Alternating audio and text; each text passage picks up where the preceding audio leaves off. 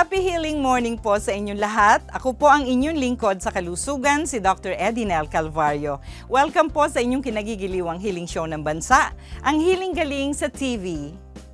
Ang pagbabantay po sa kalusugan ng mga bata ay mahalagang bahagi ng kanilang paglaki. At dito nagkakaroon ng challenge ang mga magulang, lalo na po ang mga nanay sa pag-aalaga sa kanilang mga anak. Gaya po ng naranasan ni Mami Jera na kung saan ang kanyang bunsong lalaki ay sadyang naging masasakitin dahil mahina pala ang baga.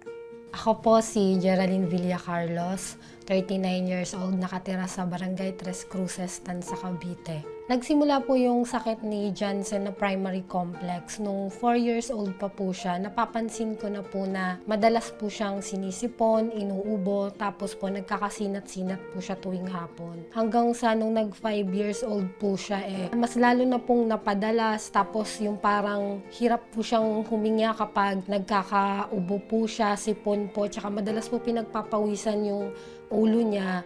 Tapos po, hindi na po tumatalab sa kanya yung mga antibiotic na nire-reseta ng doktor. Nalaman ko lang po, nung dinala po namin siya sa ospital, pina-x-ray po siya ng doktor. Nakalagay po kasi dun sa result ng x-ray niya, pneumonia po at saka primary complex. Ang primary complex ay tuberculosis po ng mga bata na nakukuha mula sa exposure karaniwan na sa mga taong may active TB. Habang malakas ang immune system ng bata, nananatiling naka-quarantine po sa isang bahagi ng katawan ang bakterya na nagdudulot ng TB. Pero kapag humina ang kanyang immunity, nagiging active ang bakterya at nagdudulot ito ng sakit. Paano gumaling mula sa primary complex si Jansen? At ano ang ginawa ng kanyang mami para palakasin ang kanyang baga sa natural na paraan? Abangan po mamaya sa Ang Galing ang aming kwentuhan. Sa Hiling Katanungan, sasagutin natin ang mga tanong tungkol sa mga batang may pabalik-balik na ubo at nilalagnat sa hapon at sa gabi. At sa Hiling Halaman mula sa Garden of E, ituturo natin kung paanong hindi naluluha o hindi na po hahapde ang mga mata sa paghahanda ng paborito nating sangkap na sibuyas. Kaya't hayaan po ninyong samahan ko kayo sa loob ng 30 minutong umaapaw sa pagbabahagi ng kaalamang pangkalusugan dito lamang po sa inyong kinagigiliwang healing show ng bansa, ang Healing Galing sa TV. Bakit po kaya yung lagnat ng anak ko sa hapon at gabi lang? Tanong tungkol sa problema sa baga ng mga bata ang sasagutin ni Dr. E. At alamin kung paano hindi maluluha sa paghihiwa ng sibuyas. Sa pagbabalik ng Healing Galing sa TV.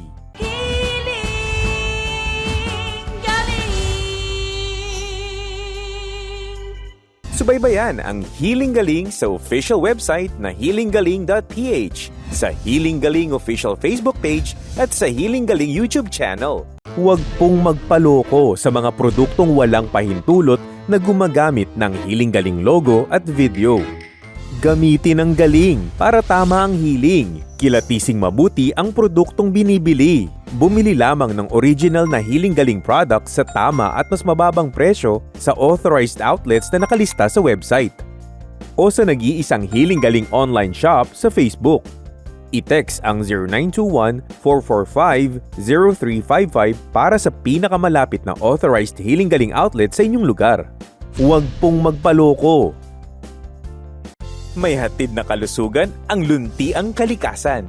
Yan ang paniniwala sa natural na paraan. Mga produktong organic ang sagot sa karamdaman. Basta't holistic approach ay yung susundan.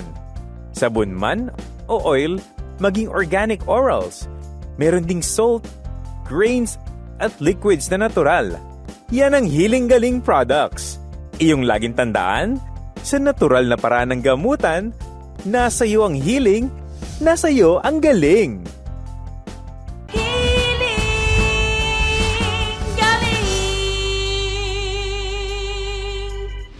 Alamin kung paano pakinabangan ang mga healing halaman mula sa Garden of E.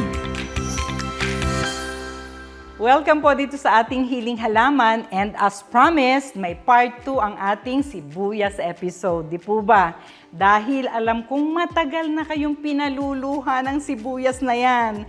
From today, hindi na muling luluha pa. Ganito po yun. Katulad po ng aking ginawa, overnight, nasa freezer po ang aking sibuyas at ngayon ko pa lang siya hihiwain. At para hindi lumuha, bago po hiwain ang sibuyas, hugasan muna sa malamig na tubig, katulad po nito. At dahil nga po absorber ang sibuyas, paluluhain ka or palalabasin ang sipon mo kahit hindi ka naman sinisipon. So, ang trick po dyan ay basain ang tela. Sa katulad nitong basang tela, ito po ang ilalagay ko sa ilalim ng aking chopping board para yung moisture po na manggagaling dito sa telang basa ang siyang i-absorb ng hihiwain kong sibuyas. So, hindi na muling luluha pa at walang sipon-sipon dahil sa sibuyas. Hiwain na po natin. O ayan na po, alam na, sa madalas paluhain, sa madalas sipunin dahil sa sibuyas. No more tears, no more sipon. Hanggang sa susunod po na tampok nating Hiling Halaman dito sa Hiling Galing. Mga tanong pangkalusugan, bibigyang kasagutan sa Hiling Katanungan. Si Thea Lynn Umandas naman, sabi niya, Doktora, bakit po kaya yung lagnat ng anak ko sa hapon at gabi lang? Pag umaga po, parang okay naman siya. Need pa po ba siyang painumin ng gamot? Salamat po. Kapag ang mga batang sipunin, ubuhin, parang ayaw hiwalayan ng mga pag-ubo, no? At yung mga sipon na nag-accumulate sa system, nauuwi sa lalo pang pagbagsak ng immune system, lalong paghina ng baga. Ang palatandaan ay yan nga na lagnat sa hapon o gabi na nawawala sa umaga. Ang kadalasan kasi pag nilagnat ang ating alaga, paiinumin natin ang paracetamol, di ba? So akala natin, kinaumagahan, tumalab naman ng paracetamol kasi nawala yung lagnat. Hindi natin alam na babalik pala yung lagnat, no? Sa hapon at sa gabi. So habang ganun ang pagsumpong ng lagnat, may infection na, no? Ang baga. Kaya holistic ang approach na naman natin. Yung ating serpentina tablet, hindi ko lang alam kung kayang inumin na ng pasyente mo, no? Kung toddler na, pwede na siguro, mapait kasi yon. Pero lalabanan ng infection na nalilika ng mababang immune system ng iyong anak, Thea Lynn, no? Isangguni mo sa pinakamalapit na outlet ng Hiling Galing sa inyong lugar para sa free consultation ang kondisyon ng anak mo at sabihin mo kung ilang taon siya. Kasi ina-adjust natin ang ating mga herbal supplements depende sa edad ng pasyente. Pag adult yan at mahina ang baga, 10 tablets na, no? Ang ating ipinapayo after meals 3 times a day. Kasi mahina po ang herbal. So, depende sa edad ng anak mo. Pero after meals, 3 times a day ang pagpapainom ng ating serpentina tablet.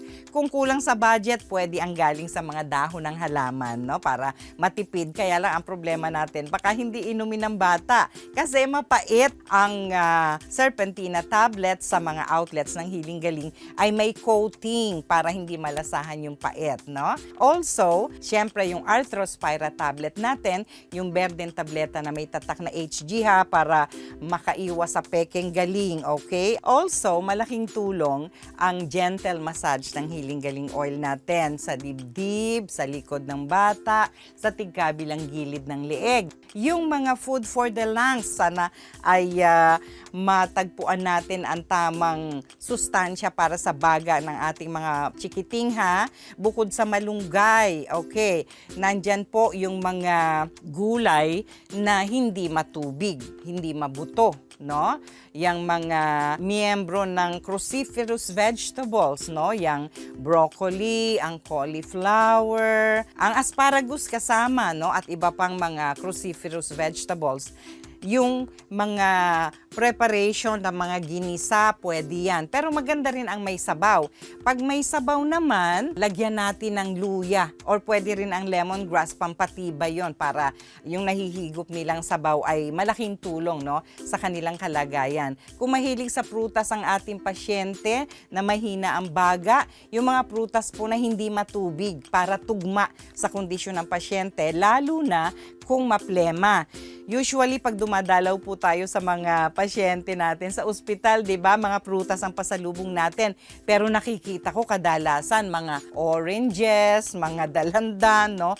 Pagka po maraming plema, iwasan muna natin yon. Kasi pag nakain ng pasyente, lalong nag-accumulate ng phlegm. Sa halip, ang ibibigay natin prutas, yung madagta kung available, or kung wala, kahit yung hindi makatas katulad ng grapes, pwede yan, lalo na kung black grapes, no? Sa madagta naman, kung panahon ng star apple, ang kainito, maganda po yan para sa mga mahina ang baga, no?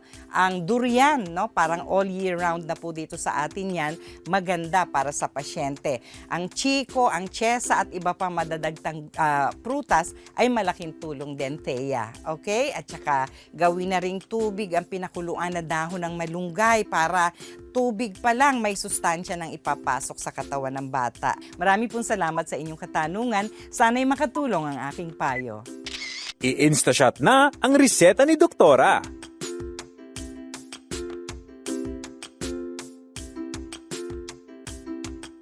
Actually, wala pa pong 1 week, naging okay na po siya. Sabi sa akin ng teacher, Mami, malakas na, naglalaro na. Sabi ko, salamat, Lord. Ang dami naming antibiotic na tinik. Tapos, ang laki din po ng gastos namin. Sabi ko, sana pala, una pa lang, naghiling-galing na kami agad-agad. Paano gumaling ang primary complex ni Jansen sa natural na gamutan? Ang galing! Susunod na!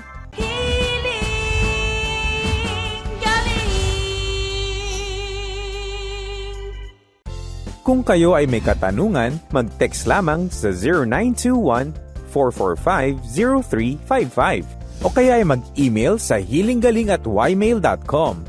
Maaari ding mag-comment sa Healing Galing official Facebook page o magpadala ng sulat sa Healing Galing Main Office sa 522 Quirino Highway near Corner Mindanao Avenue, Novaliches, Quezon City. May hatid na kalusugan ang luntiang kalikasan. Yan ang paniniwala sa natural na paraan. Mga produktong organic ang sagot sa karamdaman. Basta't holistic approach ay yung susundan. Sabon man o oil, maging organic orals. Meron ding salt, grains, at liquids na natural. Yan ang Healing Galing products.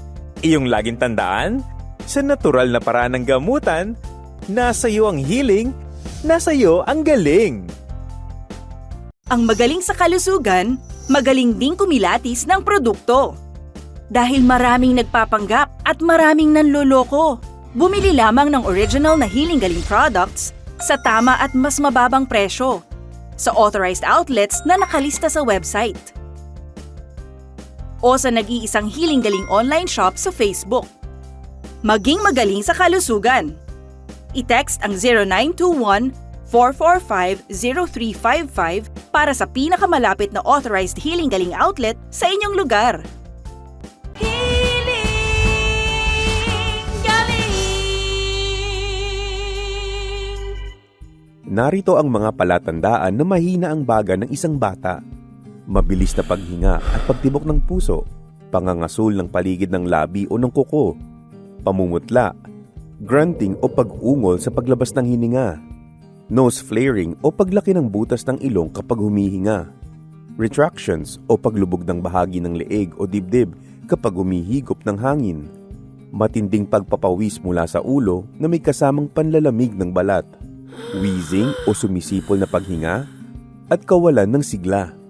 Kung napapansin ninyo sa inyong anak ang alinman sa mga sintomas, magpakonsulta na kaagad sa inyong healthcare provider.